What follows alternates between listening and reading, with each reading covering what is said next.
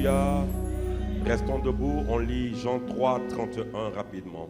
Celui qui vient d'en haut est au-dessus de tous. Celui qui est de la terre est de la terre. Et il parle comme étant de la terre. Celui qui vient du ciel est au-dessus de tous. Donc celui qui vient du ciel est au-dessus de tous. C'est sans contredire. Il n'y a pas de débat. Il n'y a pas de débat. Celui qui est d'en haut est au-dessus de tous. Alléluia. L'impact prophétique de la montée des aigles. Alléluia. Vous savez, l'hébreu dit Nécher quand il parle de l'aigle. Dites-moi Nécher. Et le grec dit Aethos. Dites-moi Aethos. Quand je dis Nécher, vous faites ça. Je vais dire Nécher, vous faites ça. Quand je dis Aethos, vous dites yeah. Ok? Nécher. On déploie les ailes. Même si ton voisin est dérangé par tes ailes. Aethos. Ah, c'est bon. L'impact prophétique de la montée des aigles. Alors, nous sommes tous issus d'un seul Père. Et le seul Père que nous avons, qui est dans les cieux. On l'appelle Adonai, on l'appelle Hachem, on l'appelle Akadosh, Barou, on l'appelle de plusieurs noms, Jéhovah, Elohim. D'accord? Nous sommes tous issus d'un seul Père.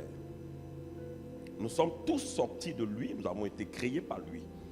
Alors, selon la loi de la reproduction, chaque espèce se reproduit selon sa propre nature par sa semence. Ça veut dire qu'en fait, le figuier produit des figues. Dans les évangiles, on dit, est-ce qu'on cueille des figues sur des chardons? N'est-ce pas? Donc ça veut dire également que les aigles engendrent des aiglons, pas des aigles. C'est d'abord des aiglons. On ne peut pas engendrer un aigle, mais on peut engendrer un aiglon. Parce que devenir un aigle, c'est un processus. It's a process. Et faites confiance au processus. Et Dieu m'a dit que EMA est un centre de formation des aigles. Et peut-être que si j'ai l'occasion de tout expliquer, vous allez comprendre pourquoi il y a des personnes encore qui n'ont pas encore atteint certaines sphères. Parce que vous êtes à l'école. Et si vous violez les cours, ou si vous ratez les cours fondamentaux, vous allez reprendre les classes. En pédagogie, il est prouvé que lorsque vous n'étudiez plus, vous reculez de 3 classes. Par exemple, vous étiez en classe de 5e et que vous avez arrêté d'étudier, on fait moins 3. Donc on fait 5e, 6e, 6e, on te donne un niveau quoi? 6e 2. Tous les aigles suivent un processus. Dieu lui-même s'est reproduit, il a fait sa réplique. Et quand il fait sa réplique, il crée Adam et Ève. Sinon, il crée d'abord Adam. Et à partir d'Adam, il va créer Ève. Mais Dieu ne crée plus un humain. Il dit à Adam et Ève, reproduisez-vous. D'accord? Faites peupler la terre. Je vous ai mis en vous les capacités de vous reproduire. D'accord? D'accord? Est-ce qu'on me suit? Alors, notre Père Céleste est l'aigle des aigles. Et nous sommes par naissance des aiglons jusqu'à ce qu'on devienne des aigles. Il y a un processus pour devenir un aigle. Ce n'est pas une prière, ce n'est pas un jeûne, ce n'est pas une intercession. Il y a un processus. Dites-moi processus. Vous savez qu'en Israël, un enfant est sevré à 3 ans. Et quand il est sevré, on fête tout ça. La Bible dit Isaac eut 3 ans, on le sevra, et Abraham fit un festin. Parce que l'enfant va maintenant vers la marche de la maturité. Parce que justement, à partir de 13 ans, il doit faire ce qu'on appelle la bar mitzvah. Ça veut dire qu'il doit devenir le chef de la communauté. Et à cet âge-là, il devait connaître la Torah par cœur. Et pour les femmes, on appelle ça la bat mitzvah, qui se fait à l'âge de 12 ans. Et à partir de 18 ans, tous les jeunes ont la majorité à partir de 18 ans en Israël. Et ils sont obligés de faire ce qu'on appelle le service militaire. Et ou soit, si à 18 ans il ne fait pas le service militaire, il le fait après les études secondaires. Et donc, j'étais en train de réfléchir, il faut que je cherche un chantier où on ramasse des briques. Je vais envoyer mon fils parce qu'il a eu 18 ans là-bas. Oui, oui. Et il va le faire. Il est dans le confort, il dort dans la climatisation, il se réveille, on le dépose partout. Il faut qu'il voie. Souvent, il faut comprendre que l'aigle, c'est un formateur par excellence. Va voir comment les gens se battent pour avoir 2000 par jour. Donc, je vais chercher si vous connaissez des chantiers, informez-moi. Il va aller soulever les briques. Quand il rentre le soir, il est fatigué. Il dit voilà, il doit apprendre ça. Le service militaire, c'est très important. Alors, je vais vous choquer.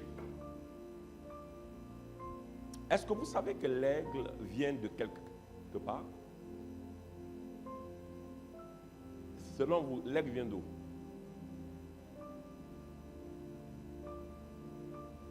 Il vient du ciel? De manière indirecte, il est une créature de Dieu.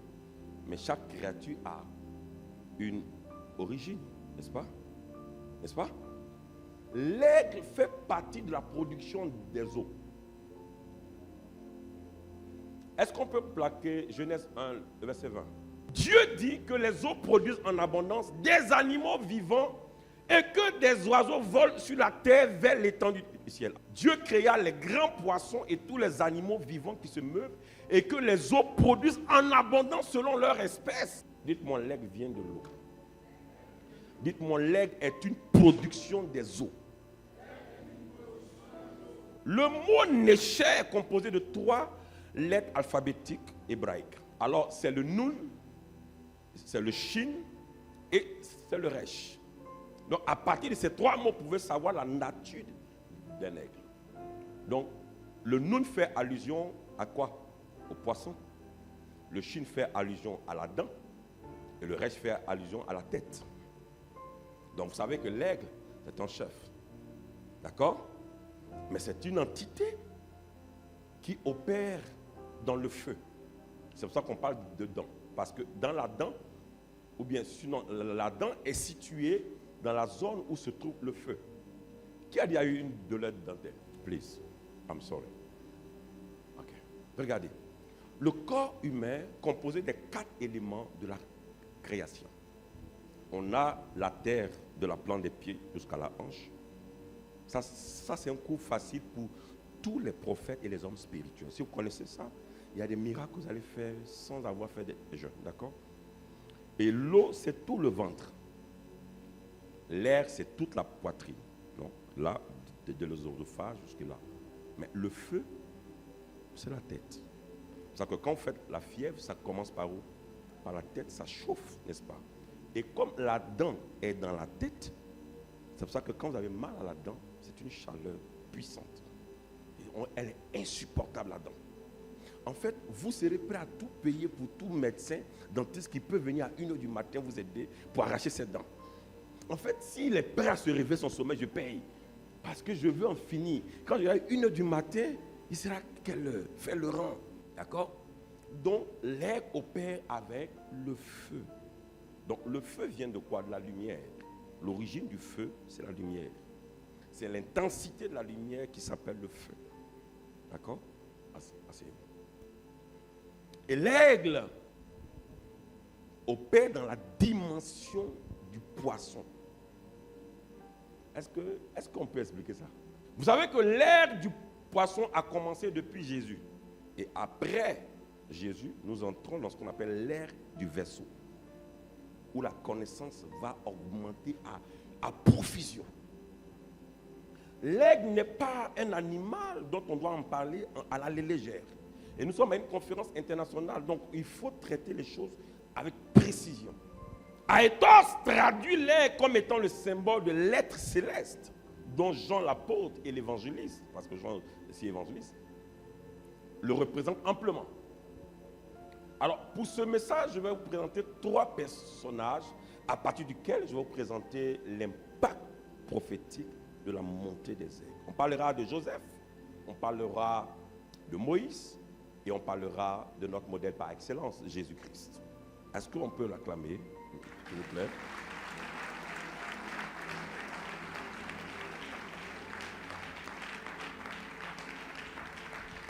Amen.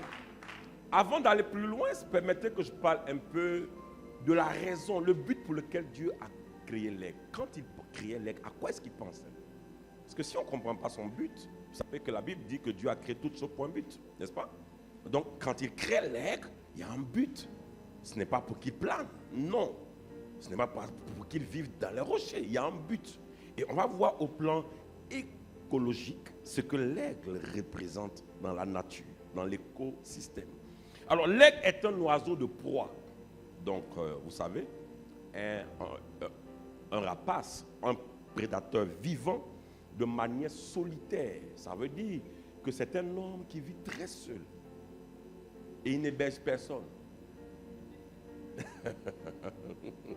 Donc, si vous vivez avec l'aigle, vous allez estimer qu'il est assez méchant. Très solitaire. Même ses enfants, il les chasse. D'accord? Très, très solitaire. Ensuite, l'aigle a un bec puissant, des ailes déployées, des serres d'une puissance énorme, une vision perçante capable de voir à partir de 8 km avec précision. Ça veut dire que l'aigle peut voir à 8 km avec précision un lapin, un serpent, tout ce qui est une proie. Il est capable de voir ainsi, mais également il possède une vue panoramique. Ça veut dire qu'il peut voir dans plusieurs endroits à la fois.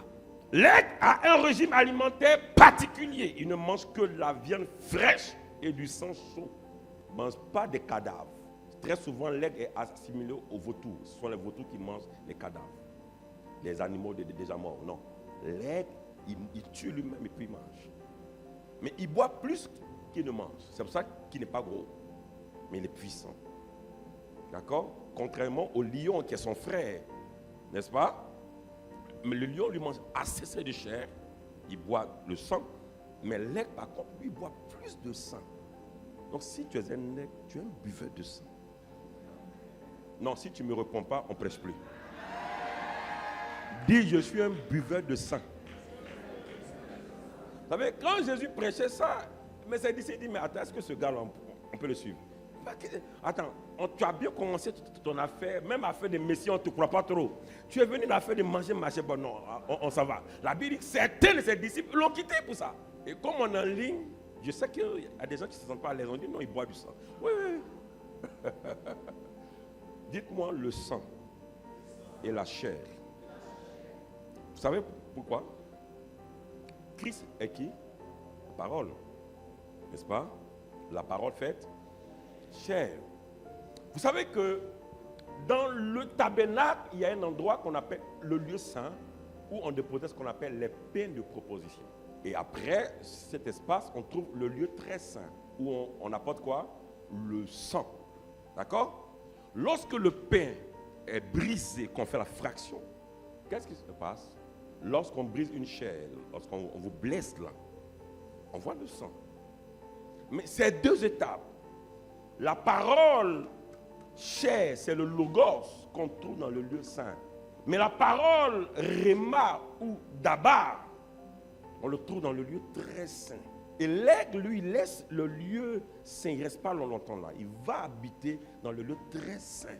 Et les prophètes qui habitent les lieux très saints, ou les hommes qui habitent les lieux très saints, se nourrissent plus de sang et ont une acuité visuelle très, très étrange. Parce que pour bien voir, dans le règne spirituel, papa, on est en ligne, papa, il a dit des choses. Les Ivoiriens, là, il y a des choses qu'ils ne supportent pas. Ça peut aller. Parce que quand je dis ça, je parle de la symbolique, en fait. Le sang, là, nous, c'est d'abord 2 choses. C'est la Sainte Seine. Ça peut aller. Et ensuite, c'est le sang de la parole, c'est-à-dire le secret. Tant que vous n'avez pas le secret, vous ne grandissez pas avec Dieu. Vous ne le connaissez même pas. Et je vous ai dit tantôt que Il dit en Jérémie chapitre 5, le verset 4 à 5, il dit, je suis allé vers les enfants, mais les enfants, ils ne me connaissent pas, ils ne connaissent pas ma parole. Je suis allé vers les grands au moins, ils connaissent ma parole. Donc Dieu diffère les petits dans le royaume et les grands, par quoi? La connaissance de sa parole. C'est ce que Hébreu relate, Hébreu chapitre 5. Il dit, vous qui depuis longtemps devriez être quoi? Des maîtres. Vous en êtes avoir besoin de quoi? De lait. Or, quiconque lait est quoi? Est un enfant. Pourquoi? Il n'a pas l'expérience de quoi? De la parole, de justice. Or, la nourriture solide, c'est pour qui? Pour les hommes faits. Et les hommes faits ici, c'est mis pour pourquoi? Les téléios, c'est-à-dire les gens qui ont atteint la pleine maturité, qui peuvent broyer des eaux et boire le sang à profusion. Lorsqu'il fit la fraction du pain, leurs yeux s'ouvrirent et le reconnurent. Est-ce qu'on peut expliquer ça? Peut-être un coup. Lorsqu'on rentre dans le lieu saint, on commence à voir. Et qui a envie de voir ici? Tu ne devais même pas lever la main. Parce que ça fait partie de ton ADN. Voir, c'est ce que tu es. Parce que tu es un aigle. Par essence, mais tu deviendras après le processus. Tu deviendras. Répondez-moi amen bien. J'ai un de mes fils qui est dans un pays européen. Après qu'il s'est connecté à notre ministère, je l'ai mentorisé jusqu'à aujourd'hui. Et Dieu l'a élevé. Il a été établi pasteur résident d'une grande église qu'on connaît dans le monde. Et il m'a dit récemment, il fait une vision dans laquelle il voit un grand aigle, très grand, géant. Quand il dit bonjour, l'aigle répond bonjour. Il dit, mais toi, qui es-tu? L'aigle aussi le demande, toi aussi, qui es-tu? Et tout ce que je dis, l'aigle me répond. Je ne comprenais pas. Et en fait, tous mes mots, il est mimé. Je dis, mais justement, c'est l'ange qui est avec toi, qui a pris la face de l'aigle, pour te dire ta nature. Tu es un aigle.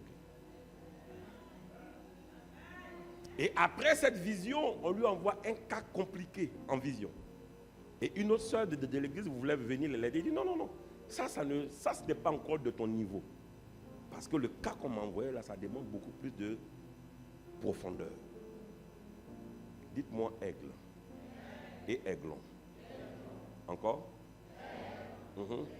Dites-moi, Jésus est mon sauveur et est mon modèle par excellence. Encore plus fort.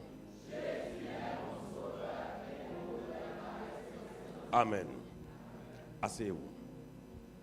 Alors, l'aigle joue un rôle important dans l'écosystème parce qu'il travaille à prévenir la surpopulation de certaines espèces de proies.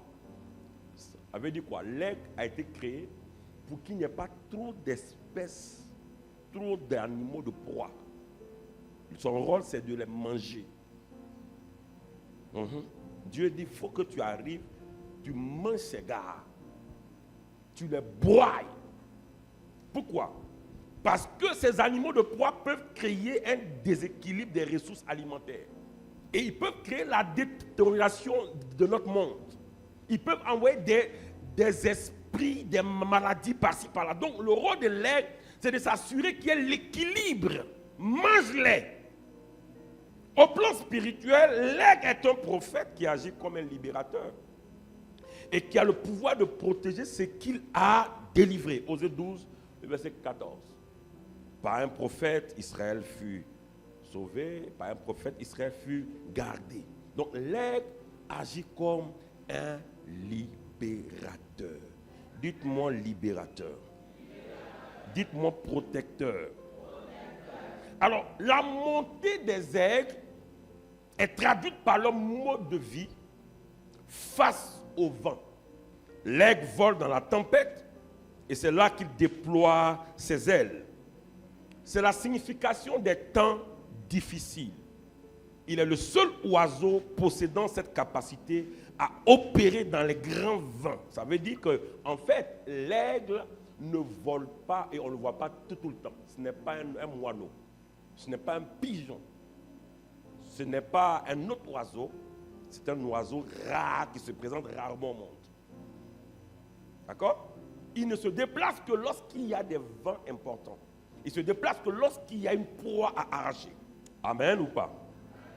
Donc l'aigle opère dans les grands vents signifie que l'aigle aime les temps difficiles. Mais les temps difficiles forment des hommes imperturbables. Les temps difficiles sont des instruments de formation des aigles. C'est pour cela que vous n'avez pas la bonne interprétation des événements que vous vivez. D'accord? Les temps difficiles font partie de l'entraînement des aigles. Et je vais vous dire quelque chose là. Il y a deux écoles qui existent dans notre monde. Il y a l'école de la génétique. Il y a l'école des 10 000 heures. Dans l'école de la génétique, tous les héros, tous les champions naissent avec les gènes, avec l'ADN des champions. Mais naître avec l'ADN d'un champion ne fait pas de vous un champion. Vous êtes de facto dans un avantage, mais vous n'êtes pas encore de devenir champion. L'école des 10 000 heures dit on ne peut pas devenir champion s'il n'y a pas d'entraînement. Ils disent alors, pour qu'un homme devienne un champion, il faut qu'il s'entraîne 10 000 heures d'abord. Pourquoi? On a fait cette expérience avec un joueur de violon. Et on a vu qu'après 10 000 heures, il est devenu un expert. Usain Bolt est devenu l'athlète qui a couru 9 secondes après avoir été entraîné 20 ans. 20 ans pour être capable de courir 9 secondes. Dis à ton voisin, est-ce que tu t'entraînes? Est-ce que tu viens pour être entraîné? Non, je ne t'entends pas. Demande-lui. Encore?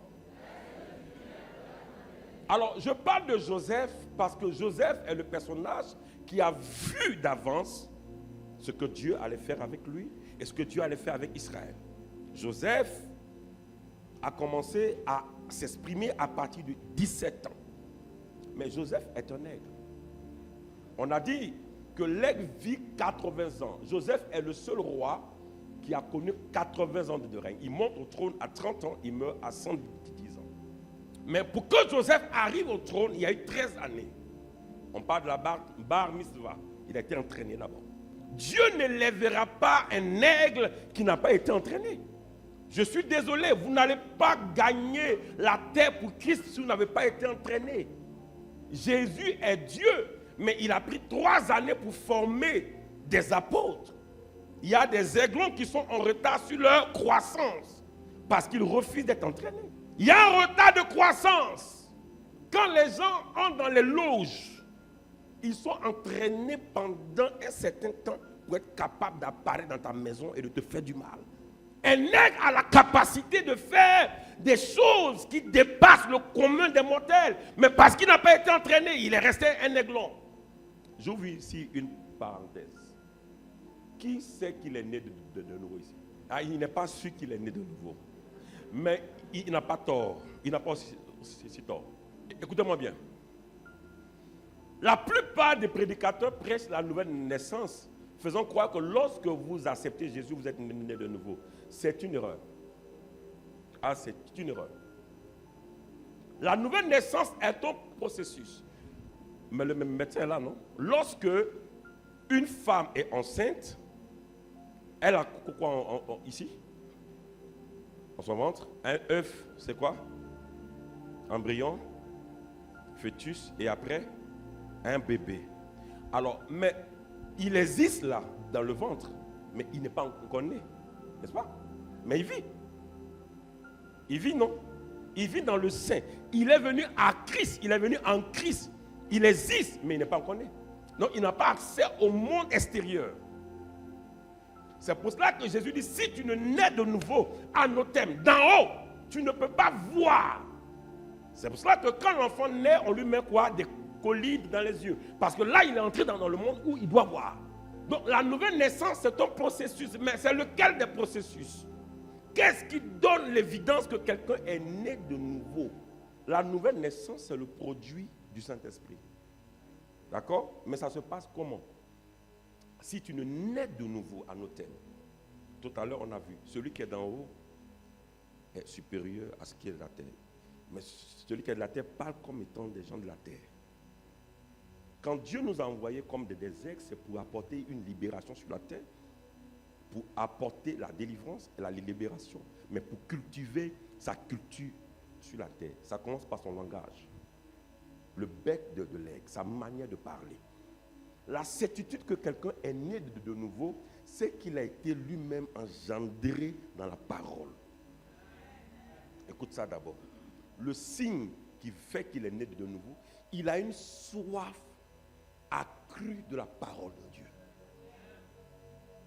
Parce que c'est la parole là qui vous fait naître.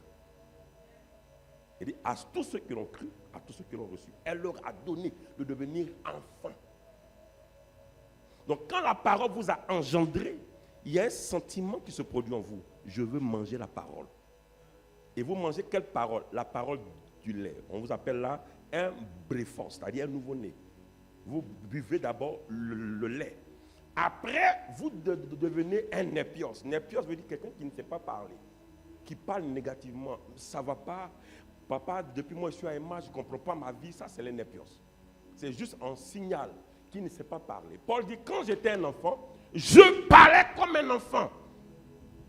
Et quand je suis devenu grand, j'ai fait disparaître ce qui était de l'enfant. D'accord? Donc, tant que la parole n'a pas saturé une personne, elle ne peut pas naître de nouveau. Joseph a eu 80 ans de règne. Moïse également a commencé à 40 ans. Il a fini à quel âge? 120 ans, 80 ans de règne. Mais le chiffre 80, selon l'hébreu, est appelé le P. Est attaché au P. Le P, c'est la bouche, la parole. La parole. Dites-moi la parole. Dites-moi la parole. Vous savez, la plus belle chose que Dieu t'a donnée, c'est de te donner la parole. Il n'a rien d'autre à te donner encore. Il t'a donné la parole. C'est la meilleure richesse. Et vous savez pourquoi? Parce que c'est cette parole-là qui vous a créé. Vous savez pourquoi? Parce que c'est cette parole qui a créé ce que vous recherchez, ce que vous appelez l'argent, travail. Tout cela est dans la parole. Mais comment vous pouvez la voir si vous ne mangez pas la chair de la parole pour boire le sang qui est à l'intérieur de la parole? Et qu'est-ce que Dieu dit à Josué? Il ne dit pas prends le bâton de Moïse. Il ne dit pas porte les vêtements de Moïse. Il dit quoi? Prends ce livre de la loi, médite le jour et nuit et agis selon tout ce qui est écrit. C'est alors que tu... Écoutez-moi bien, je vous fais une confidence. Mes plus grands exploits dans le ministère, je les ai trouvés dans les eaux profondes, dans les rivières de la parole. Tout ce que vous voulez faire sur la terre, aigle, se trouve dans la parole de Dieu. Mais vous ne pouvez pas les découvrir seuls. Vous avez besoin d'un maître.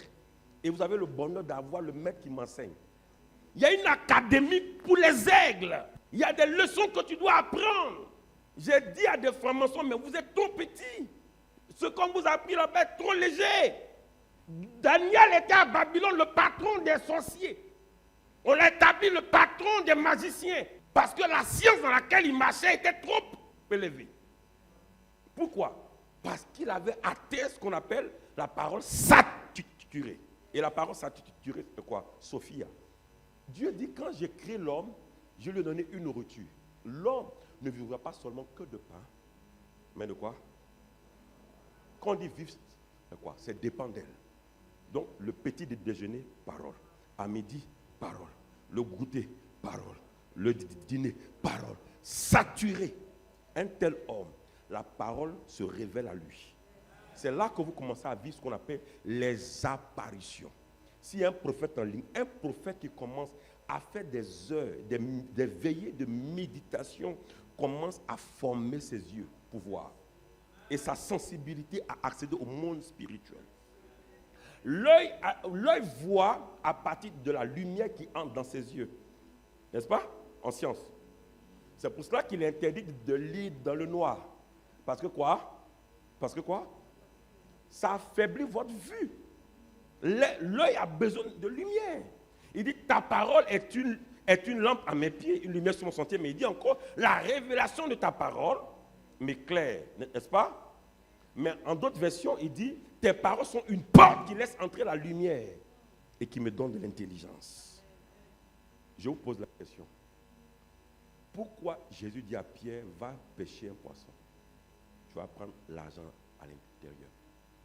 Le jour où on a parlé de la pierre précieuse qu'on appelle l'or, la première fois que la Bible dit, la première mention, c'est dans un fleuve.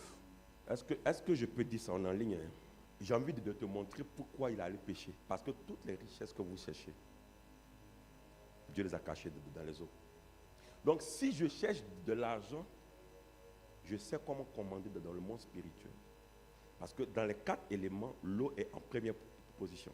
Après l'eau, on trouve l'air. Après l'air, on trouve le feu. Après le feu, on trouve la terre. L'eau a la plus grande densité en énergie que tous. Mais par contre, Dieu nous crée avec la terre parce que les 3 éléments, on les trouve dans la terre. Dans la terre, on trouve l'eau, on trouve l'air, on trouve le feu. Alors, la plupart des gens du monde occulte, ils vont vous dire, va te prosterner devant l'eau. Ton argent là-bas, tout ce que tu veux comme gloire. N'est-ce pas? Mais nous, on ne se prosterne pas. On a le sacerdoce d'or. J'ai envie de dire quelque chose. J'ai envie de dire quelque chose. J'ai envie de compliquer les choses. Si vous voulez contrôler l'argent et les richesses, ce n'est pas quand vous allez vous lever un matin pour dire, Père, je commande aux eaux. Ce n'est pas ça. C'est bon. C'est le chemin. Mais vous ne connaissez pas le processus. Je vais vous révéler quelque chose. Je quittais à Paris. On était à Charles de Gaulle. Et quand on devait emprunter le vol, le Saint-Esprit me dit, regarde la pièce de 1 euro à l'inverse. Je vois une photo que je ne comprends pas, mais que j'ai déjà vue. On trouve là la photo de l'homme de Vitruve. Si vous faites attention, comment il s'appelle? Arafat, dans son dernier album, avait ça comme image, où on voit un homme à 4 bras, à 4 pieds. C'est un Italien qu'on appelle Léonard de Vinci qui l'a dessiné. Et ça est sur la monnaie de l'euro, le 1 euro. Et le Seigneur va m'expliquer. Et c'est terrible. Si tu ne connais pas le monde spirituel, tu ne contrôles pas l'argent. Demandez à tous ceux qui sont en Europe. Être en Europe, c'est juste un titre. Les gens sont pauvres. Parce qu'ils ne contrôlent pas le monde spirituel, tu ne peux pas contrôler l'argent. L'argent n'est pas un petit esprit. Hein. C'est un géant. C'est un géant. Ce n'est pas un gars à qui tu parles et puis viens. Il y a des esprits qu'on ne déplace pas comme ça. Alors, l'homme de Vitruve a une symbolique. Il signifie quoi? On voit l'homme qui a 4 bras, 4 pieds. Il est dans un cercle avec en même temps dans un carré. Ça veut dire l'homme qui a dépassé la matière, c'est-à-dire la terre, peut contrôler le monde physique dans lequel on se trouve. Donc ils ont mis cela sur la monnaie pour dire que tant que vous ne maîtrisez pas les sphères du monde spirituel, l'argent, vous allez lutter pour l'avoir. J'ai un de mes fils, je ne vais pas dire son nom, le vieux c'est, le pasteur en a entendu le témoignage. Le mois d'août passé, ça fait 1 an, il m'a cherché pour se connecter pour une percée. Je vous assure, ce jeune-là, jusqu'à aujourd'hui, on a environ 11 milliards qu'il manipule.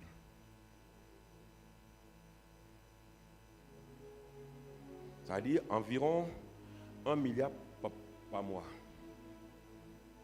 Et quand on vous explique le témoin, vous ne pouvez pas comprendre, mais vous comprenez que c'est le monde spirituel qui contrôle le monde physique. Parce que le monde physique est en retard. Le monde spirituel est en avance. Quand on dit que le vrai monde, là, ce n'est pas le monde physique, c'est le monde spirituel. Ce que tu ne gagnes pas dans le monde spirituel, tu ne gagnes pas dans le monde physique. Vous êtes un aiglon, vous n'allez pas vous mettre dans des batailles que vous ne maîtrisez pas. Vous ne maîtrisez pas. Quand Moïse a pris le bâton et qu'il a manipulé, les Égyptiens ont dit quoi? C'est le doigt de Dieu. Mais le doigt de Dieu, c'est quoi? Parce que Jésus va répéter ça. Il dit, si le doigt de Dieu agit, c'est que le royaume de Dieu est venu vers vous. Mais le doigt de Dieu, c'est quoi? Mais à quel moment, moi, je peux activer le doigt de Dieu? Tu es aigle, non? Tu dois maîtriser ça. Parce que Moïse a opéré avec les dimensions de l'aigle. Il maîtrisait ça.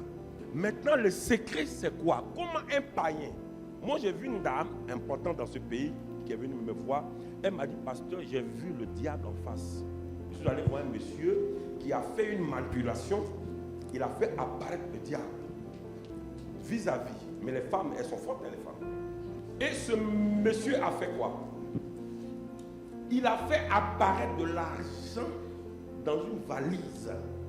Elle dit, pasteur, je l'ai vu de mes yeux. La valise est remplie d'argent. Mais il dit, je vais faire venir ici mon maître. Il a fait une incantation, le gars a apparu avec des cordes. Et qu'est-ce qu'il a fait? Il a invité à prendre une bague. Elle dit, moi je ne peux pas prendre ça. Donne ça à ton gars, et puis moi je vais prendre. Mais pourquoi le diable? Parce que ça, c'est pas le diable, c'est un esprit. Mais pourquoi il lui demande de prendre une bague? Parce qu'il ne peut pas lui donner leur argent sans alliance.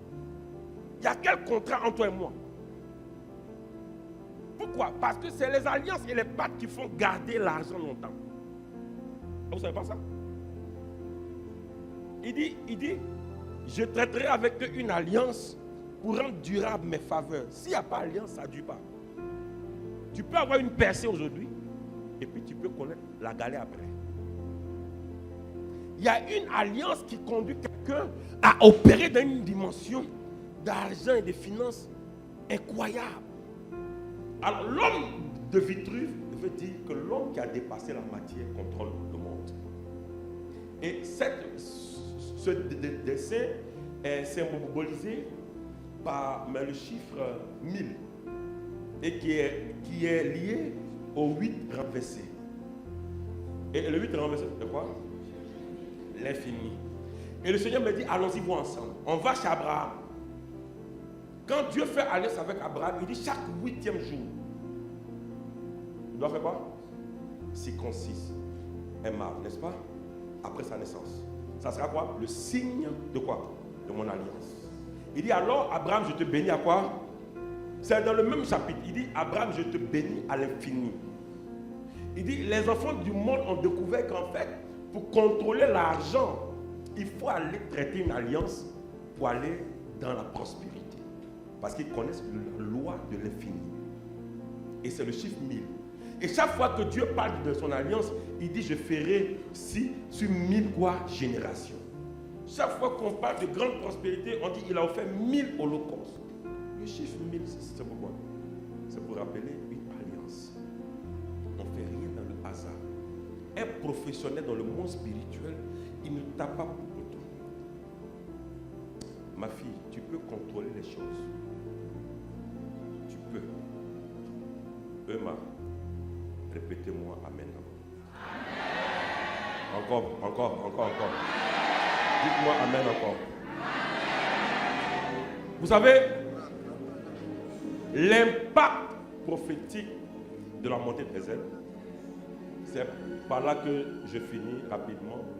C'est qu'en fait, notre prochaine rencontre avec notre Messie, ça sera où? Dans les airs. Mais dans les airs, on n'a pas dit sur la dalle, on n'a pas dit sur la toiture. Donc, si vous n'êtes pas habitué au grand vent, vous ne savez pas percer le vent, vous ne pouvez pas aller à sa rencontre. Donc, la montée des airs, c'est le système d'entraînement qui te permet de t'apprêter pour aller le rencontrer dans les airs. Les airs se rencontrent que dans les airs.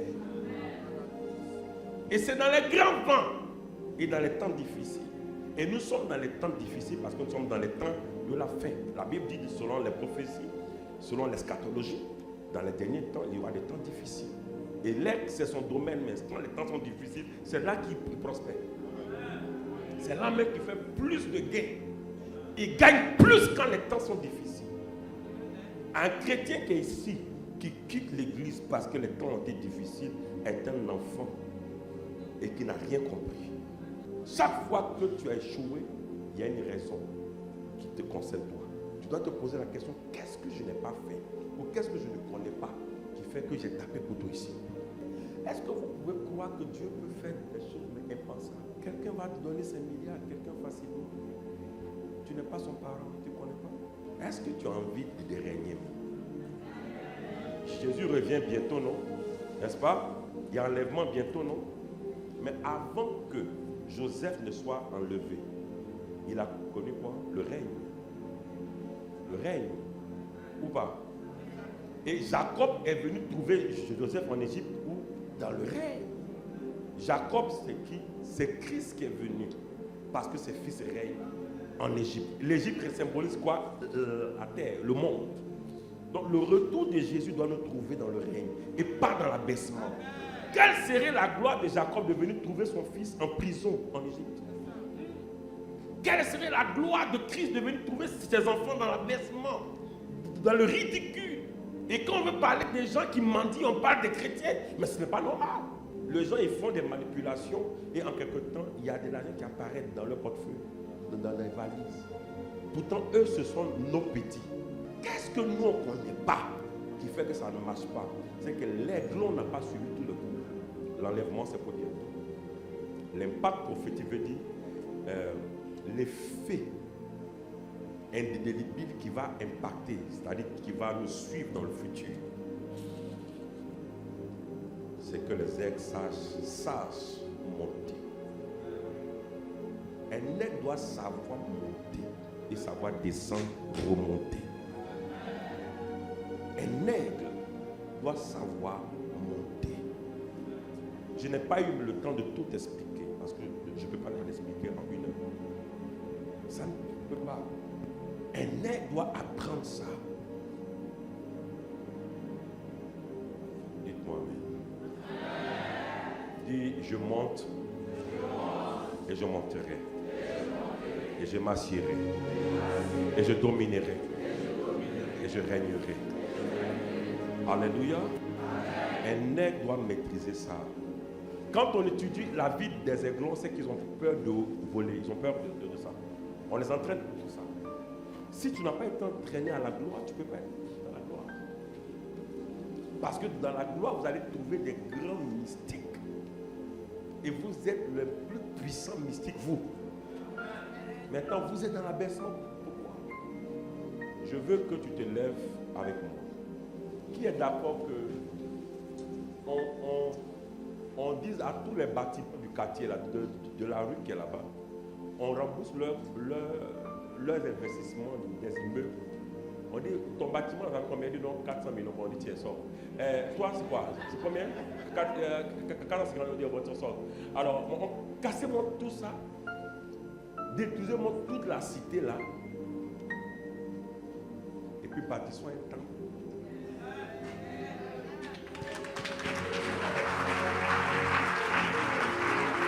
Regarde, ta manière d'acclamer même.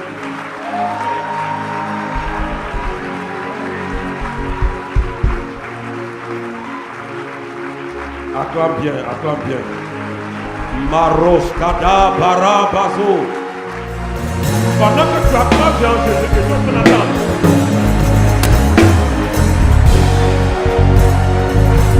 Alléluia. Il y a 3 catégories de prophètes officiels. Les rohés, les nabis et les chosés. Les rohés, ils voient à tout moment. Qui mangent, qui prient, qui fassent quoi, ils voient à tout moment. Les chosés, ils voient également, mais pas dans la même fréquence que les rohés. Les chosés, Dieu les répond par des visions pendant qu'ils prient, pendant qu'ils dorment. Mais le rohé, il n'a pas besoin de prier pour avoir une vision. Dès qu'il se connecte à sa fréquence, il voit. Le nabi, lui, il entend plus. Donc, quand on va entraîner un nabi, on ne l'entraîne pas comme un rohé. On ne peut pas entraîner un chosé comme un nabi. On ne peut pas entraîner un nègre comme un mouton. Il ne va pas aller loin. Un nègre qui est entraîné par une pèderie ne deviendra jamais un aigle. L'entraînement qu'on donne à un basketteur, on ne le donne pas à un rugbyman. Si vous voulez quitter l'aiglon pour devenir des aigles, vous devez accepter d'être entraîné. Il y a un type de nourriture qu'on doit vous donner. On doit sélectionner ceux qui sont pré-candidats. On crée l'école des aigles. Et puis on vous dispense les choses secrètes. Vous allez dominer dans le monde. Jésus revient, on n'a pas assez de temps. Alors tu dois t'arranger à devenir exactement la version que Dieu a prévu que tu sois.